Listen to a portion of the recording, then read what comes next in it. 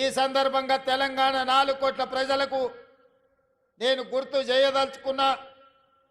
పోయిన సంవత్సరం నవంబరు 30 తారీఖు 2023 నాడు ఈ రాష్ట్రంలో ఉన్న దాదాపుగా 35,000 పోలింగ్ బూతులలో లక్షలాది మంది బారులు దీరి చీమల దండై దొరల గడీలను కుప్పగూల్చి ప్రజా ప్రభుత్వాన్ని తేవడానికి పోలింగ్ బూతుల్లో 92 లక్షల ఓట్లు కాంగ్రెస్ పార్టీకి సోనియమ్మ నాయకత్వానికి అండగా నిలబడి ఇవాళకి సరిగ్గా సంవత్సరం పూర్తి చేసుకున్నాం.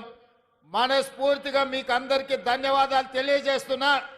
మీరందరూ పెద్ద ఎత్తున చప్పట్లతో మొదటి సంవత్సరం పూర్తి చేసుకున్న ఉత్సవాన్ని ఈ ప్రపంచానికి తెలియజేయాల్సిందిగా మీ అందరికీ విజ్ఞప్తి చేస్తున్నా.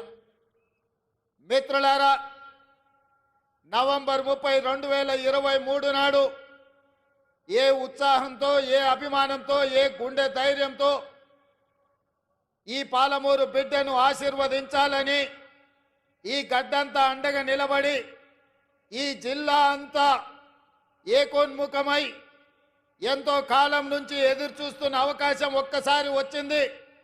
దీన్ని జార విడుచుకోవద్దని మీరు అండగా నిలబడ్డ రోజు ఇవాళ. ఈ సందర్భంగా మీ ఎదురుగా నేను చెప్పదలుచుకున్నా.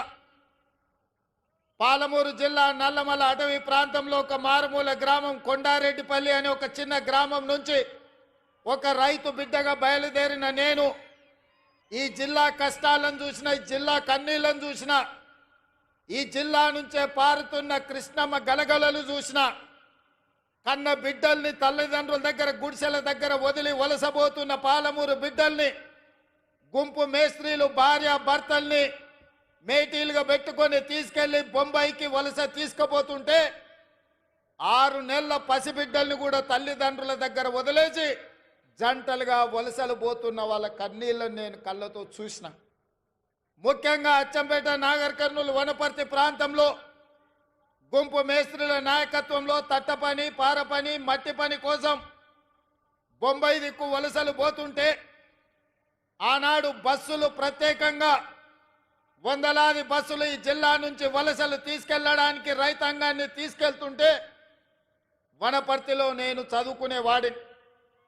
ఆ రోజు నేను అనుకున్నా, ఏదైనా ఒకరోజు మనకు రాకపోతుందా, ఎల్లకాలం ఎప్పుడు ఇట్లనే ఉంటుందా, ఒకరోజు మనకు వస్తుంది. ఆనాడు నేను నాకు అవకాశం వస్తుంది అనుకోలేదు.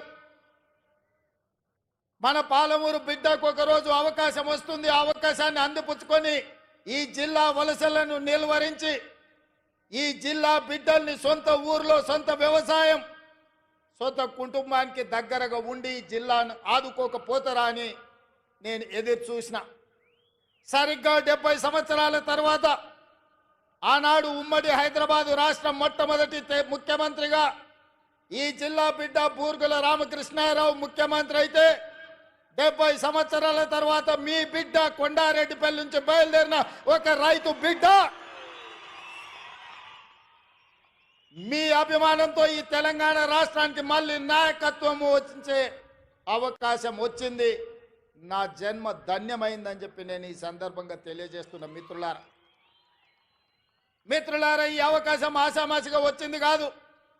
ఈ వచ్చిన అవకాశాన్ని అల్లరి చిల్లర పనుల కోసమో, అనవసరమైన ఖర్చుల కోసమో, ఆర్భాటపు ఏషాలు వేయడానికో కాదు.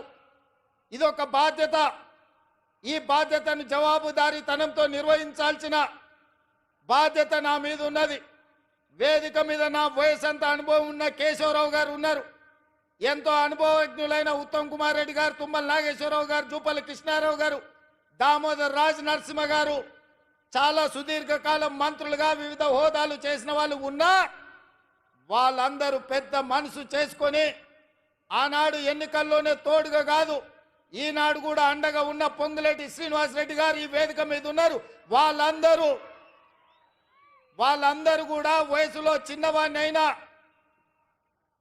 మీ అందరి ఆశీర్వాదం ఉండబట్టి పాలమూరు జిల్లాకు అవకాశాలు ఇవ్వాలని ఇవాళ తెలంగాణ రాష్ట్రానికి పెద్ద బాధ్యత అయిన ముఖ్యమంత్రి కూర్చే పాలమూరు బిడ్డలకు ఇచ్చిండ్రు. మనమందరం వారికి మనస్ఫూర్తిగా ధన్యవాదాలు తెలియజేయాల్సిన అవసరం ఉన్నది. ఎందుకంటే నేనెన్నడూ మంత్రిగా కానీ కేంద్ర మంత్రిగా కానీ ఏ బాధ్యత చేయలే. జిల్లా పరిషత్ మెంబర్గా, జడ్పీటీసీగా, ఎమ్మెల్సీగా, ఎమ్మెల్యేగా, ఎంపీగా ప్రజలలో కలిసి పనిచేసిన కానీ అధికారంలో ఏ కుర్చీలో నేను కూర్చోలే. కానీ మీరు అండగా నిలబడి మీరు ఆశీర్వదించడంతో పెద్దలందరూ కూడా పెద్ద మనసు చేసుకొని ఇవాళ ముఖ్యమంత్రి అని ఒక పెద్ద కుర్చీలో కూర్చోబెట్టి సంవత్సరం పూర్తి చేసుకుంటున్న సందర్భంలో ఇవాళ నవంబర్ 30 తారీఖు 2024 నాడు ఇదే పాలమూరు గడ్డ మీద ఈ పండుగ మనతో కలిసి చేసుకోవడానికి వేదిక మీద పెద్దలందరూ వచ్చిండ్రు అంటే వాళ్ళందరూ మన పాలమూరు జిల్లాకు అండగా నిలబడ్డారు. ఇది మనకు ఒక గొప్ప అవకాశం అని నేను చెప్పదలుచుకున్నా. మిత్రులారా, ఇవాళ నేను మిమ్మల్ని అడుగుతున్నా, ఇవాళ టీఆర్ఎస్ నాయకులు, బీజేపీ నాయకులు, ముఖ్యంగా బీఆర్ఎస్ వాళ్ళు, చంద్రశేఖరరావు గారి కుటుంబం ఏ రకంగా మాట్లాడుతుండ్రో, ఏ రకంగా విమర్శిస్తుండ్రో, ఏ రకంగా తిడుతుండ్రో నిశితంగా మీరందరూ గమనించండి. 10 సంవత్సరాలు వాళ్ళు పరిపాలన చేసిండ్రు. 2 సార్లు